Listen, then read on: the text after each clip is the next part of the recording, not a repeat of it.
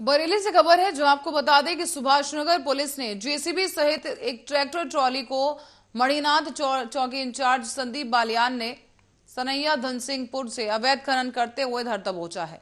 थाना सुभाषनगर पुलिस ने जेसीबी समेत एक ट्रैक्टर ट्रॉली को सीज कर लिया। खनन माफिया यहां पर थाने के अब चक्कर लगा रहे हैं और आपको बता दें कि नेताओं से भी गुहार लगाई जा रही है कि कुछ जुगाड़ लगाया जाए और इन ट्रकों को छुड़वा दिया जाए। माफियाओं का ये कहना है कि हम खनन और पुलिस को पैसे देते हैं, फिर भी हमारी ट्रैक्टर ट्रॉली पकड़ ली जाती है। तो इसी खबर पे मनोज कुमार हमारे संवाददाता जुड़ चुके हैं, उनसे जानेंगे। मनोज, विस्तार से बताइए पूरा मामला क्या रहा। एक वीडियो वायरल हुआ था खनन को लेके, उसपे सुभाषनगर पुलिस जो है सक्रिय हो गई थी और एक ट्रैक्टर और एक जेसीबी सनैया जो पड़ता है मणिनाथ चौकी के अंतर्गत यहाँ से बरामद हुई। और ये ट्रैक्टर और जेसीबी जो है थाने पे खड़ी हुई है। ये पुलिस का बहुत गोडबार रहा। वैसे मैं बताना चाहूंगा कि ये थाना सुभाषनगर जो है खनन के मामले में बहुत काफी समय से, लंबे समय से विवादित रहा है और एक गंगा का सीना चीर के रेता का खनन बहुत बड़ी मात्रा में यहाँ से चलता रहता है।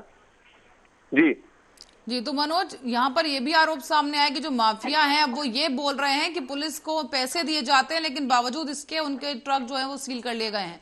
तो यहाँ पर पुलिस की मिलीभगत पे भी इशारा किया गया है, साफ तौर पर माफियाओं की तरफ से ही बोल दिया गया है। तो ऐसे में अधिकारियों का क्या कुछ कहना है?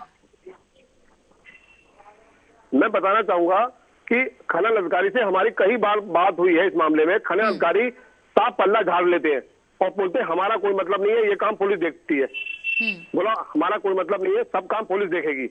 खनन का मामला हमने दसियों बार शिकायत की इस मामले में, क्योंकि बरेली में खनन इस कदर बढ़ के चल रहा है, कि कुछ पूछिए मत। और तो माफिया मनोज, जो ये ट्रक और जेसीबी सीज किया गया है, किसका है ये पता लग पाया है क्या? ये सनैया में किसी सलीम का है। सनैया में सलीम का है ये जेसीबी जो सीज हुआ है। तो क्या उसी गिरफ्तारी हो पाई है या कोई कार्रवाई सलीम उस पर की गई है? अभी केवल ट्रैक्टर और जेसीबी गिरफ्तार किया है। वो ट्रैक्टर ट्रॉली छोड़ के भाग जाते हैं ये लोग, खनन माफिया जितने भी हैं, ये ट्रैक्टर ट्रॉली छोड़ के भाग जाते हैं। तो मौके से सिर्फ जेसीबी और ट्रक सीज किया गया, आप ये कहना चाह रहे हैं, और जो ड्राइवर थे वो वहां से भाग निकले हैं? जी, ड्राइवर भाग निकले हैं।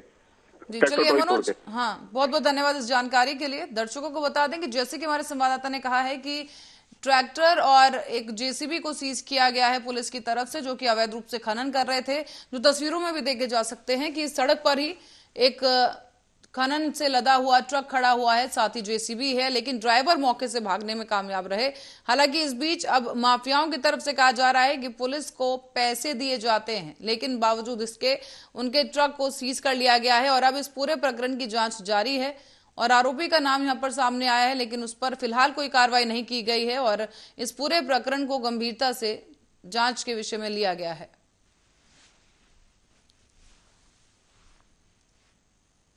और बात करते हैं अगली खबर की ओर, जहां बाढ़ की वजह से पूरे देश में तमाम नदियां खतरे के निशान के ऊपर बह रही हैं और प्रदेश सरकार के मुखिया योगी आदित्यनाथ ने सरकार के तमाम मंत्रियों को बाढ़ प्रभावित क्षेत्रों के निरीक्षण के आदेश भी दे दिए हैं और बाढ़ में फंसे तमाम लोगों को राहत के लिए सुविधाएं भी उपलब्ध कराने की बात कही गई।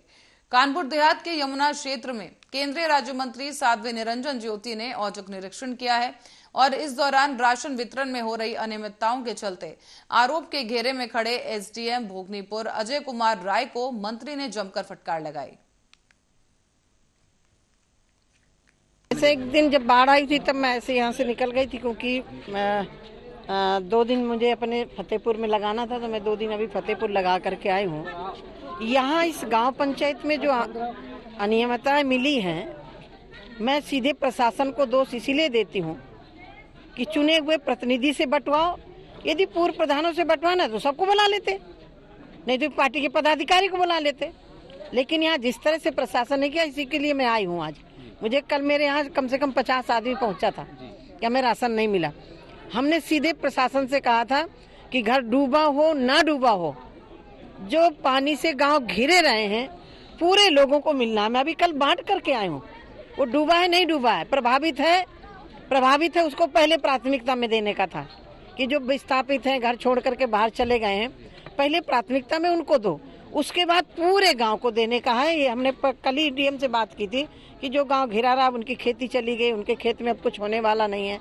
भले घर नहीं डूबा लेकिन उनका खेत का तो सब कुछ चला गया। एसडीएम साहब के खिलाफ कुछ लोगों ने शिकायत करी है, उनसे भी वह विषय बात है। मैं